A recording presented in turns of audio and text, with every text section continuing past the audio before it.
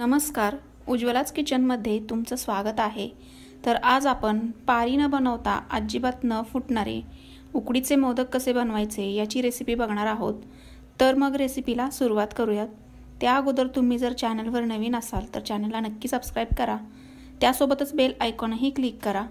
तर सगळ्यात अगोदर उकडीचे मोदक बनवण्यासाठी याचं सारण बनवून घेऊयात। त्यासाठी एक अख्खं नारळ किसून घेतला आहे, ते एका मिक्सरच्या भांड्यामध्ये घालून थोडंसं फिरवून घेतले। त्यानंतर एका कढईमध्ये 1 चमचा साजूक तूप घातला आहे।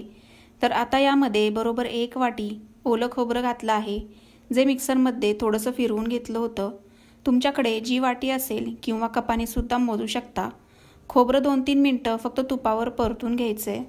साधारणतः 2-3 मिनिटं परतल्यानंतर यामध्ये सारख्याच वाटीने अर्धी वाटी गूळ घालायचा आहे। ज्या वाटीने ओलं खोबरं घेतलं होतं त्याच वाटीने गुळाचे प्रमाण घेतले आहे।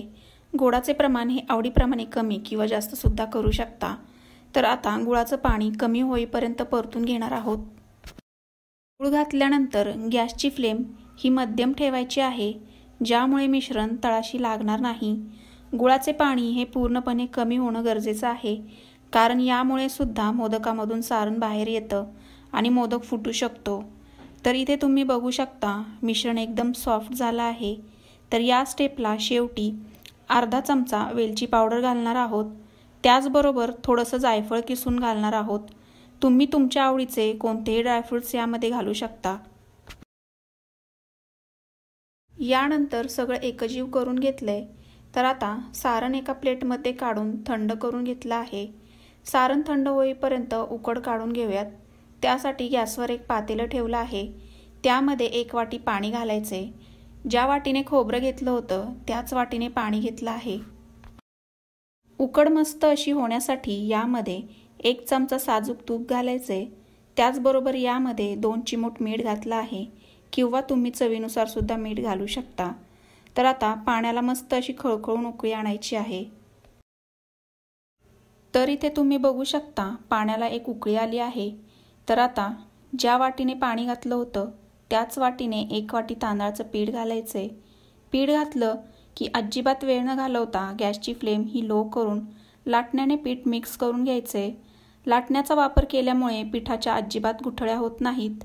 मिक्स करून झालं की गॅस बंद करून यावर झाकण ठेवून 10 ते 15 मिनिटांसाठी हे असंच ठेवून देऊयात। 15 मिनिटांनंतर झाकण काढल्यावर पीठ थोडंसं गरमच आहे, तोवर एका ताटामध्ये काढून घ्यायचे।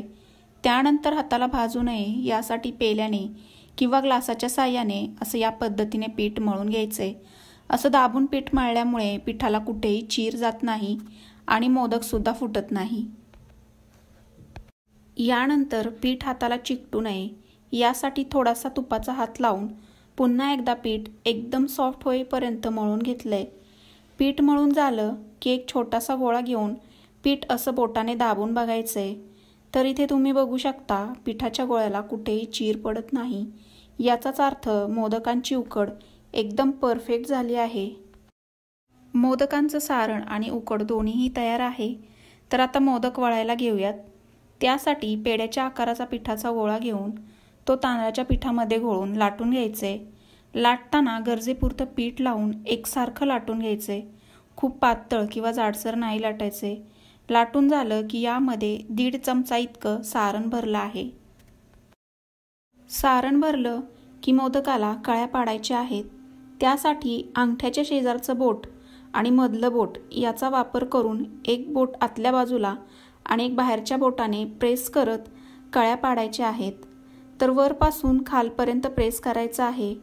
तर इथे तुम्ही बघू शकता कळ्या पाडत असताना कुठेही चीर पडत नाहीये। पहिला मोदक झाला की बाकीचे पटापट वळून तयार होतात। तर हे प्रॅक्टिसने होऊन जातं। तर कळ्या पाडून झाल्या की मोदक हा एकाच दिशेने फिरवत फिरवत वरच्या टोकापर्यंत जुळवून घ्यायचा आहे। जुळवत असताना मोदकाच्या शेंडीचं एक्स्ट्रा जे पीठ आहे ते काढून घ्यायचे। तर हे बघा आपला पहिला मोदक हा तयार झाला आहे। उरलेले सगळे मोदक याच पद्धतीने वळून घेतले आहेत। त्यानंतर हे सगळे मोदक एका तेल किंवा तूप लावलेल्या चाळणीमध्ये ठेवून वाफवून घेऊयात। त्यासाठी अगोदरच एका कढईमध्ये पाणी उकळवण्यासाठी ठेवलं आहे। त्यामध्ये हे मोदकाचं भांडं ठेवायचं आहे।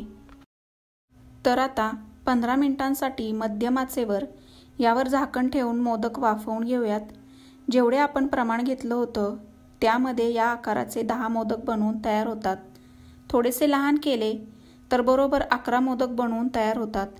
याच्या दुप्पट प्रमाण घेतलं तर 21 मोदक बनवून तयार होतात.